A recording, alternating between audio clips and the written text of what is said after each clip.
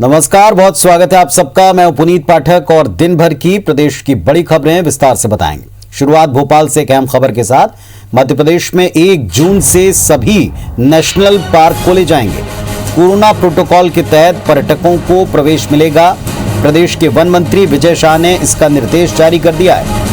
तो एक बड़ी खबर है भोपाल से। मध्य प्रदेश में 1 जून से सभी नेशनल पार्क कोरोना प्रोटोकॉल के तहत पर्यटकों के लिए खोल दिए जाएंगे। प्रवेश मिलेगा पर्यटकों को। वन मंत्री विजय शाह ने इस बाबत निर्देश दिया है।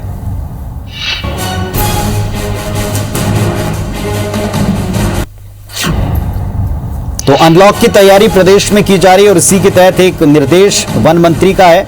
मध्य प्रदेश में 1 जून से सभी नेशनल पार्क खोल दिए जाएंगे। पर्यटक जंगल की सैर कर पाएंगे। कोरोना प्रोटोकॉल का पूरी तरह पालन करना पड़ेगा और इसके साथ पर्यटकों को अंदर प्रवेश की अनुमति मिल जाएगी।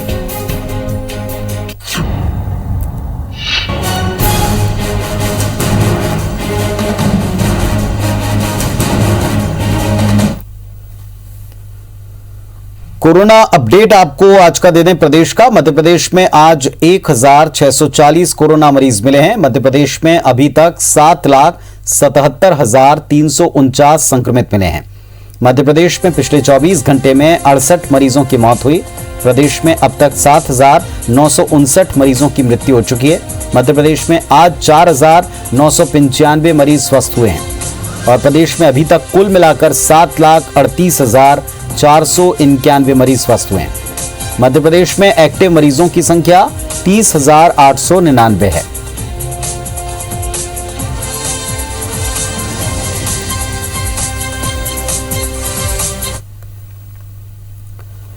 भोपाल में कोरोना संक्रमण दर को 0 पर लाने के लिए माइक्रो प्लानिंग की गई, जिसके तहत शहर के सभी वार्डों को 5 रंगों में बांटा गया है।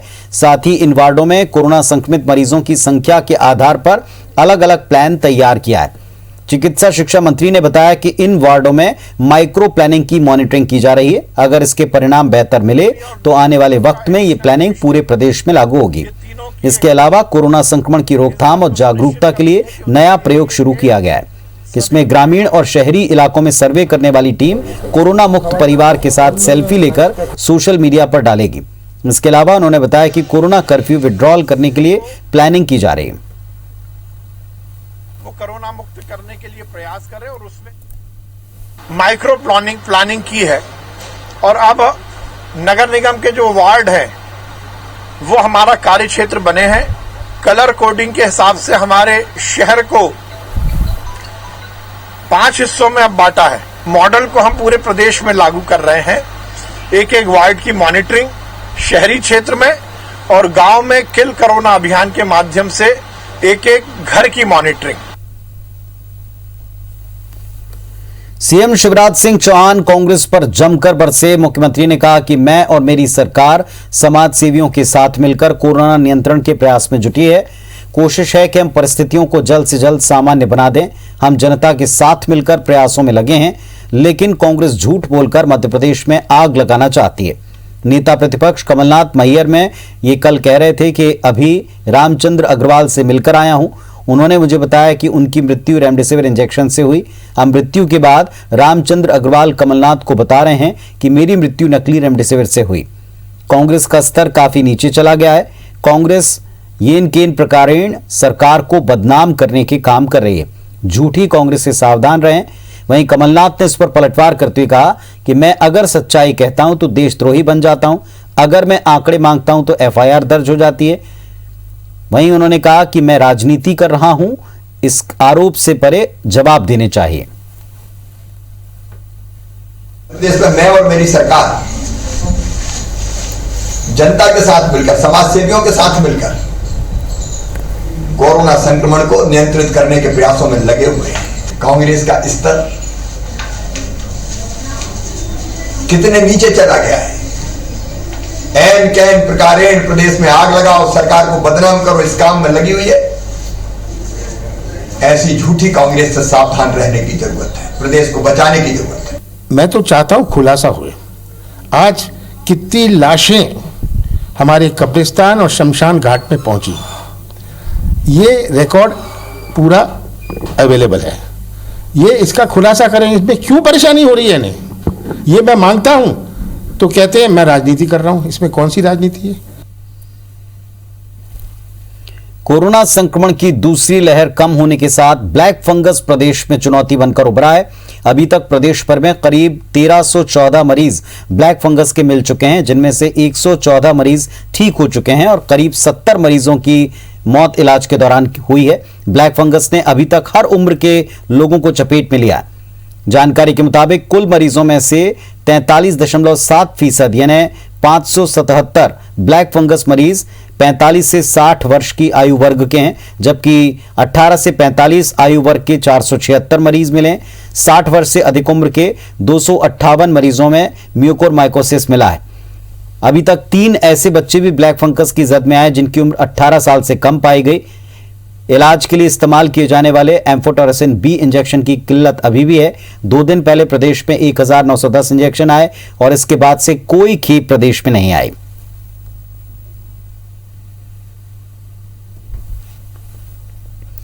केंद्र सरकार पूरे देश में वैक्सीन की उपलब्धता बनाने के दावे तो कर रही है, लेकिन दूसरी तरफ खुद मध्य प्रदेश सरकार ने केंद्र के दावों की कलाई खोल दी।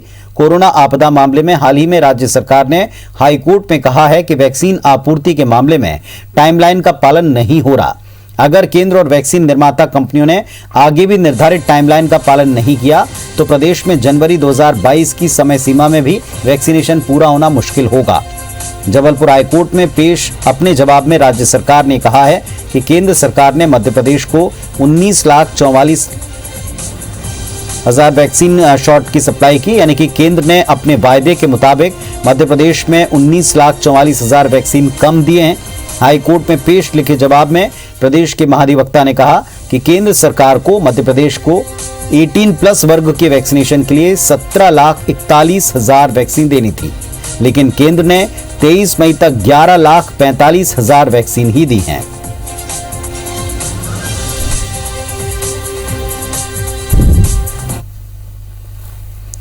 पिछले कुछ दिनों से तीसरी लहर को लेकर कई तरह की आशंकाएं व्यक्त की गई। इस बीच गुना के बूढ़े बालाजी इलाके में 3 बच्चों की कोरोना रिपोर्ट पॉजिटिव आने से हड़कंप मच गया।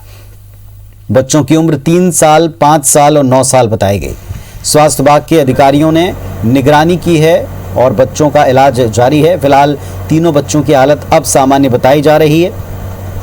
गुना स्वास्थ्य विभाग के मुख्य चिकित्सा अधिकारी ने IBC 24 को बताया कि ऐसे मामले को लेकर स्वास्थ्य विभाग पूरी तरह संजीदा है।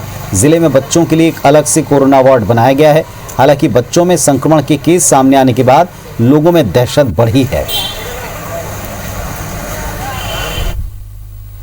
जो कोविड सैंपल गए थे उनकी जो है टोटल जो है 1612 सैंपल हमारे टेस्ट हुए थे।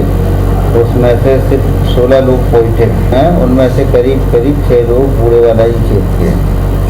उनमें से 3 बड़े लोग हैं और 3 छोटे बच्चे। मध्य प्रदेश की आर्थिक राजधानी इंदौर में वैक्सीनेशन अभियान पर अधिक जोर दिया जा रहा है। अब केंद्रों की संख्या बढ़ाने के साथ ड्राइव इन कोविड सेंटर यहां भी वैक्सीनेशन की सुविधा मुहैया कराई जाएगी।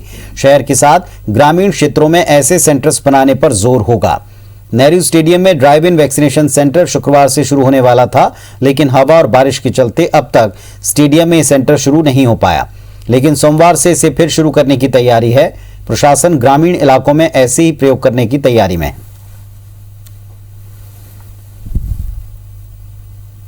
एक हमारे इंदौर नगर निगम क्षेत्र में है, जो कि इंदौर जनपद प्लस इंदौर शहर के लिए है, जो कि नेहरू स्टेडियम में है। बाकी एक महू में आज स्पॉट चयन किया जा रहा है, ऐसे ही देवालपुर और सावेर में किया जा रहा है, तो वो भी संभवतः अगले सप्ताह में हम लोग चालू कर देंगे। तैयारी तो लगभग पूरी हो गई है यहाँ पर।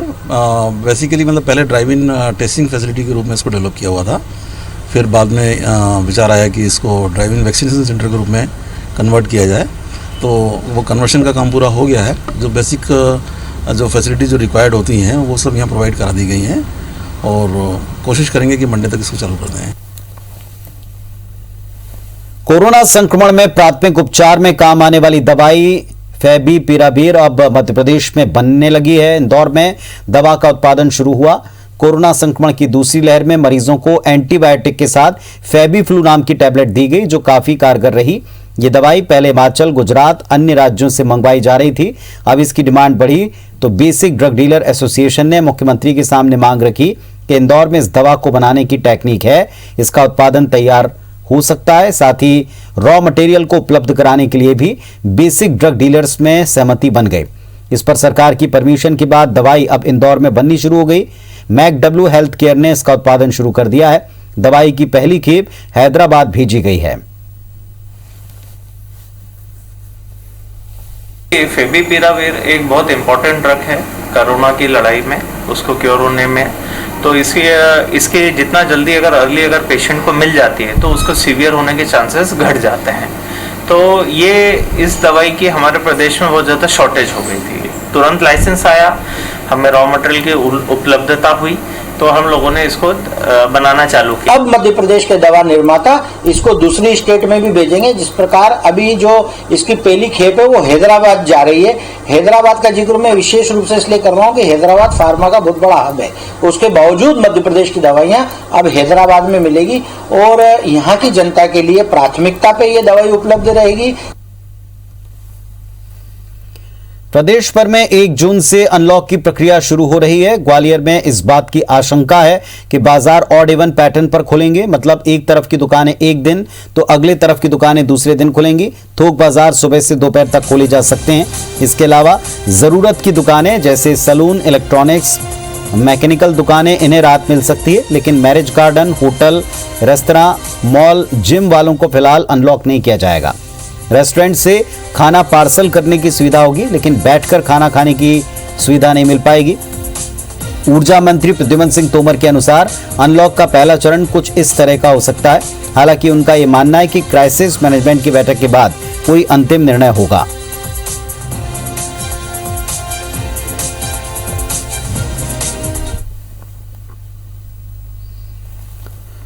ब्लैक फंगस को लेकर अब राहत भरी खबरें भी मिल रही हैं। इंदौर के एमजीएम कॉलेज के डीन ने जानकारी दी कि जिन मरीजों को ब्लैक फंगस का संक्रमण नाक तक पहुंचा, उन्हें एंडोस्कोपी करके ठीक किया गया। इन मरीजों को एम्फोटेरेसिन बी इंजेक्शन की जरूरत ही नहीं पड़ी। ये मरीज टैबलेट लेकर ही ठीक हो गए। इंदौर में ब्लैक फंगस के ऐसे 49 मरीज ठीक होकर डिस्चार्ज हुए हैं। इनका एमवाय अस्पताल में इलाज चल रहा था। एमजीएम कॉलेज के डीन के मुताबिक ब्लैक फंगस के इलाज के लिए एम्फोटेरेसिन बी इंजेक्शन उन मरीजों के लिए जरूरी होता है जिनमें संक्रमण ज्यादा हो। लेकिन वो मरीज जिन्हें फंगस की संक्रमण की शुरुआत हुई हो और लक्षण मिलते ही जिनका इलाज शुरू हो गया हो, वो बिना इंजेक्शन के ठीक हो सकते हैं। और इसी बात को ध्यान में रखकर अब प्रशासन भी पोस्ट कोविड मरीजों में फंगस की पहचान शुरू कर रहा है, ताकि वक्त रहते मरीजों को चिन्हित कर बिना इंजेक्शन के उनका इलाज हो पाए।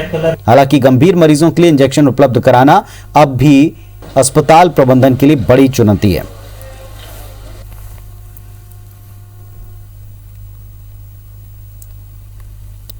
ब्लैक फंगस के मैनेजमेंट के लिए इंजेक्शन तो लगती है, लेकिन हम लोग क्या कर रहे हैं, जैसे फॉर एग्जाम्पल पिछले 15 दिन में हम लोगों ने 300 एंडोस्कोपी करके जो फंगस है नाक के रास्ते है सब निकाल दिया है। अभी इसको डिस्चार्ज भी कर चुके हैं और आज अभी हम 15 और कर रहे हैं। इसके लिए पोस्टेजोनॉल टैबलेट आती है, वो हमारे पास 3000 है, वो भी हम सबको 300 मिलीग्राम रोज के हिसाब से दे रहे हैं। ब्लैक फंगस के इंजेक्शन आए थे, पर मेरा कहना है कि जो टेबलेट आई है उसका भी बहुत असर हमें देखने को मिला है। कल ही हमने देखा कि किस प्रकार एमआई में बहुत सारे लोग ठीक होकर गए हैं और मुझे लगता है कि अब जो शासकीय हॉस्पिटल है वहाँ से लोग ठीक होकर जा रहे हैं और एमजीएम मेडिकल ने जो टेबलेट की व्यवस्था की है। ग्वालियर से कांग्रेस विधायक प्रवीण पाठक के बीजेपी सांसद ज्योतिरादित्य सिंधिया के लापता वाले पोस्टर को सोशल मीडिया पर शेयर करने के मामले में सियासत गर्मा गई।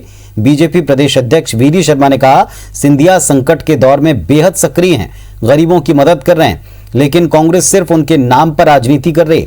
दरअसल कांग्रेस विधायक ने फेसबुक, ट्विटर प्लेटफॉर्म पर सिंधिया के फोटो के साथ गुमशुदा की तलाश लापता नाम से एक पोस्टर जारी कर दिया। साथ ही लिखा, मत ढूंढो इन्हें, संकट के समय प्रदेश में, सिंधिया अपने निजी काम से हैं विदेश में। इसके अलावा पाठक ने लिखा, अभी चुनाव थोड़े ही है। कांग्रेस के वरिष्ठ विधायक पीसी शर्मा ने कहा कि जब सिंधिया की जरूरत ग्वालियर को थी तब वो भाग गए। वहीं तुलसी सिलावट ने कहा, सिंधिया जी को किसी के प्रमाण पत्र की जरूरत नहीं, वो एक ऐसे शख्स हैं जिन्होंने निस्वार्थ सेवा का संकल्प लिया है। ग्वालियर में सबसे ज़्यादा ब्लैक फंगस की वजह से लोगों की डेथ हुई। रेमडेसिविर इंजेक्शन वहाँ मिले नहीं। तो कुल मिला के ग्वालियर में जो स्वास्थ्य सुविधाएं कोरोना से लड़ने के लिए और ब्लैक फंगस लड़ने के लिए वो लगातार उसका अभाव रहा है। और मैं समझता हूँ कि सभी वहाँ के नेताओं को इस चीज़ को देखना चाहिए। किसी गरीब को एक भोजन पैकेट दो कमलनाथ जी। पहले भी आपने क्या किया था? आपका बेटा कहाँ है? आप जिसकी बात करते हैं वो भी सांसद हैं। अरे ये कोई इन बातों से बातें चलती हैं क्या? आप समाज के लिए आप जाकर के कोई काम करें। सिंधिया जी 24 घंटे एक्टिव हैं, 24 घंटे। कोई आपके कहने से, आरोप लगाने से होता है क्या? किसके कहने से आप बोल रहे हो कि सिंधिया जी वो शख्स है जो निस्वार्थ सेवा करने का संकल्प ले रखा। किसी पद की आवश्यकता नहीं होती है और उनको किसी के प्रमाण पत्र की आवश्यकता भी नहीं है। वो सेवा में थे, सेवा में रहेंगे। पीएम मोदी के नेतृत्व में केंद्र में बीजेपी सरकार के 7 साल और दूसरे कार्यकाल के 2 साल 30 मई को पूरे होंगे। बीजेपी के राष्ट्रीय अध्यक्ष जेपी नड्डा के निर्देश पर बीजेपी पूरे देश में इसे सेवा ही संगठन अभियान के तौर पर मनाएगी। बीजेपी प्रदेश अध्यक्ष वीडी शर्मा ने बताया, अभियान के तहत 1 लाख गांव में कोरोना आपदा काल में हर संभव मदद के लिए बीजेपी कार्यकर्ता घर घर पहुंचेंगे। 50,000 ब्लड यूनिट दान करने का संकल्प लिया है। इस अभियान में सभी पदाधिकारी और कार्यकर्ताओं की सहभागिता होगी। उधर कांग्रेस विधायक प्रवीण पाठक द्वारा ज्योतिरादित्य सिंधिया को लेकर के ट्वीट पर वीडी शर्मा ने कहा, संकट काल में कमलनाथ कहां हैं? रही बात सिंधिया की तो वो 24 घंटे एक्टिव हैं। हमारे सभी कार्यकर्ता गांव-गांव में जाकर के 1 लाख गांव में पहुंचकर सेवा ही संगठन के अभियान में लोगों की हर प्रकार से जरूरतमंद लोगों को मदद करते हुए साथ में ही 50,000 ब्लड यूनिट डोनेट करने का अभियान पूरे देश के अंदर भारतीय जनता पार्टी के सभी मोर्चों ने किया है। बढ़ती महंगाई से आम आदमी पहले ही परेशान है, वहीं पेट्रोल डीजल की कीमतें लगातार टेंशन दे रही हैं। कांग्रेस ने अब इस मुद्दे को हवा देने की तैयारी शुरू कर दी। मध्य प्रदेश अनलॉक होते ही कांग्रेस मध्य प्रदेश की सरकार के खिलाफ बड़ी मुहिम छेड़ेगी ताकि नगरीय निकाय चुनाव और साल 2023 में होने वाले विधानसभा चुनाव से पहले कांग्रेस की जमीन मजबूत हो। फिलहाल कांग्रेस को उम्मीद है कि कोविड की वजह से हुई मौतें और पेट्रोल डीजल की कीमतों के जरिए पार्टी सत्ता में वापसी कर सकती है। 100 रुपये क्रॉस कर चुका है पेट्रोल भोपाल में। कोविड की मार पहले से ही है, लोगों के काम धंधे बंद है, मार्केट बंद है, कर्मचारी, कोई ऐसा वर्ग नहीं है जो आज की तारीख में जिनके काम धंधे ठप हो गए। ऊपर से डीजल पेट्रोल की मार, रसोई गैस की गृहणियों को मार, जिसके भी रेट हमेशा बढ़े। हमने कभी भी पेट्रोल के डीजल के दाम नहीं बढ़ाए। यदि पेट्रोल डीजल के दाम बढ़ते हैं तो वो अंतर्राष्ट्रीय स्तर पर जो क्रूड ऑयल के दाम है उस पर निर्भर करते हैं। पर मध्य प्रदेश में तो कांग्रेस की सरकार जब उन्होंने वेट बढ़ाया था, तो यदि मध्य प्रदेश में पेट्रोल डीजल के दाम बढ़े हैं तो इसका सीधा कारण कमलनाथ और कांग्रेस की सरकार है। मध्य प्रदेश के पूर्व मुख्यमंत्री कमलनाथ रविवार को मुरैना दौरे पर रहेंगे। इस दौरान वे जिले के प्रसिद्ध करह धाम आश्रम जाएंगे। फिर कांग्रेस विधायक राकेश मावई के चचेरे भाई की कोरोना में निधन पर श्रद्धांजलि अर्पित करेंगे। इसके बाद शहर के 2 अन्य नेताओं के घर पहुंचेंगे। कोरोना संक्रमण के कारण पार्टी ने कार्यकर्ताओं को आने से मना कर दिया। कमलनाथ के दौरे के दौरान सिर्फ वरिष्ठ नेता ही मौजूद रहेंगे।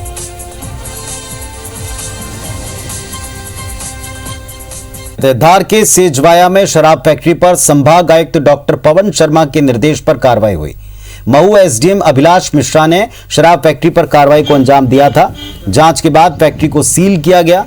आज एक्साइज कमिश्नर के निर्देश पर उड़नदस्ता भोपाल के अधिकारी जांच करने ग्रेट ग्लैंड शराब फैक्ट्री पहुंचे। हालांकि उन्होंने कहा कि वे आए हैं, इसीलिए जांच में समय लगेगा। जांच के बाद रिपोर्ट एक्साइज कमिश्नर को सौंपी जाएगी। फिलहाल धार कलेक्टर ने भी सहयोग के लिए एसडीएम को निर्देशित किया है। तब से ये फैक्ट्री बंद ही है और मैं आया हूँ, तो कम से कम 2 दिन मुझे लगेंगे उन सारी बातों की तस्दीक करने में। तो उसके बाद ही जो है मैं बता पाऊंगा कि वो जो कह रहे हैं वो क्या कह रहे हैं।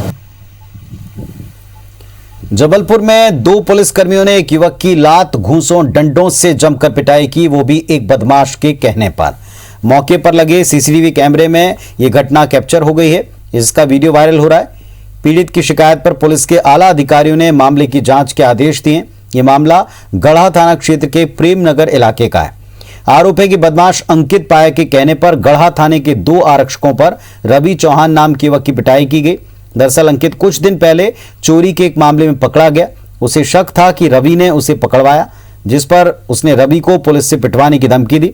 24 मई को अंकित ने रवि का रास्ता रोका और उसे पुलिस के पास ले गया, जहां दोनों पुलिस वालों ने उससे बिना कुछ पूछताछ किए जमकर पिटाई की।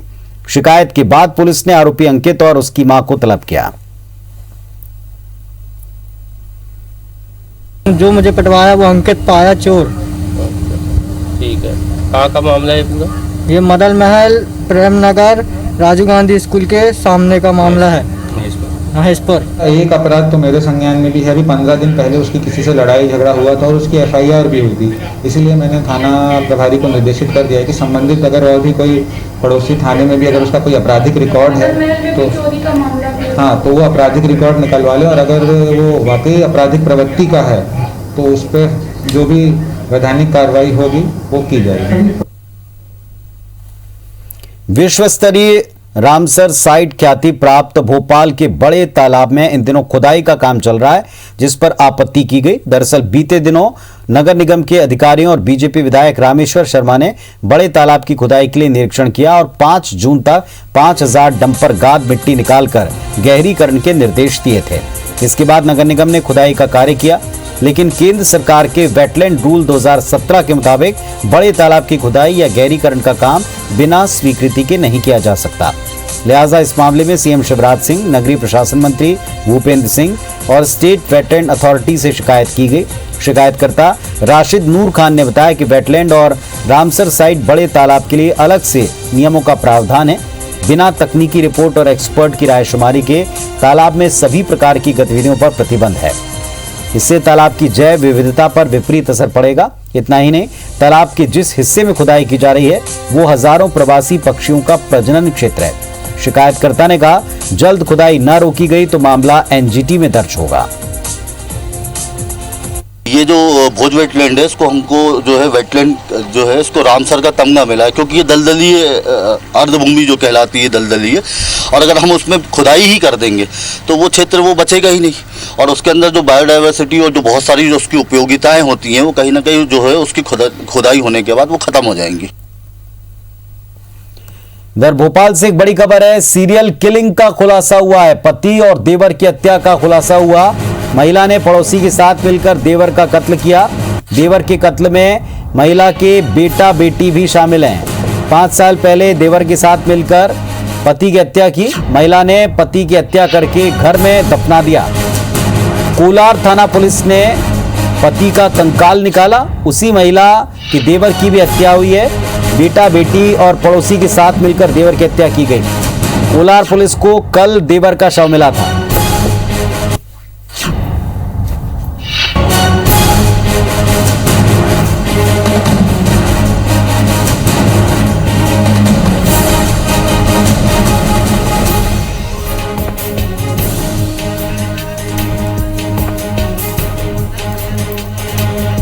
और हमारे सहयोगी सत्येंद्र इस वक्त हमारे साथ में जुड़ गए हैं। सत्येंद्र का रुख करते हैं। जी सत्येंद्र, बताएं क्या जानकारी लगी? एक दिन पहले ये कोलार थाना पुलिस ने एक युवक का शव बरामद किया था, जिसकी पहचान मोहन मीणा के रूप में हुई थी, जो दामखेड़ा ए सेक्टर जोगी में रहता था। उसकी जब पुलिस ने शव बरामद किया, तफ्तीश के दौरान सामने आया कि उसकी हत्या की गई है। और जो लाश देखने पर पता चल रहा था कि उसके लाश को जानवर, सुअर और कुत्ते बुरी तरह से नोच खा गए थे।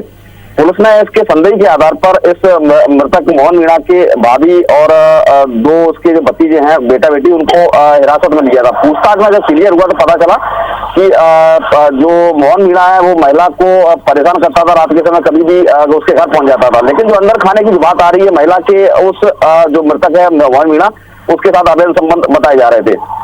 महिला जो उर्मिला नाम की जो महिला है, उसने एक दिन पहले अपने देवर की जो पड़ोसी है राकेश वाल्मीकि और अपने बेटा बेटी के साथ मिलकर इस युवक की हत्या कर दी थी। इसके बाद इस लाश को ठिकाने लगाने के लिए देर रात अंधेरे में स्कूटी से ले जाकर नदी किनारे फेंक दिया था। पुलिस में अग्रिम पूछताछ में ये मामला सामने आया है कि जो महिला है, महिला ने 5 साल पहले अपने पति की हत्या कर दी थी और हत्या करके सब उसका पति का घर के अंदर ही दफना दिया था। ये ठीक वैसा ही मामला है जो फरवरी 2017 में बंगाल की एक आकांक्षा शर्माती उसकी उद्यन दास, जो बंगाल का रहने वाला था उद्यन दास ने उसी तरह हत्या करके अपने घर के अंदर चबूतरे में दफना दिया था और अपने माता पिता की भी हत्या करके छत्तीसगढ़ में घर के अंदर दफना दिया था। ठीक वैसा ही मामला ये राजधानी में फिर सामने आया है।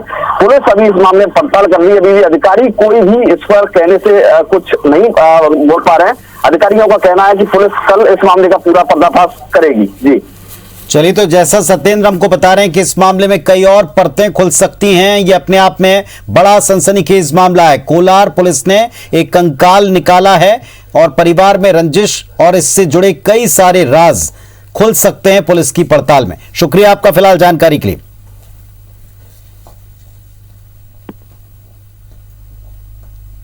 इस बुलेटिन में फिलहाल इतना है। खबरों अपडेट्स के लिए आप देखते रहिए IBC 24। नमस्कार।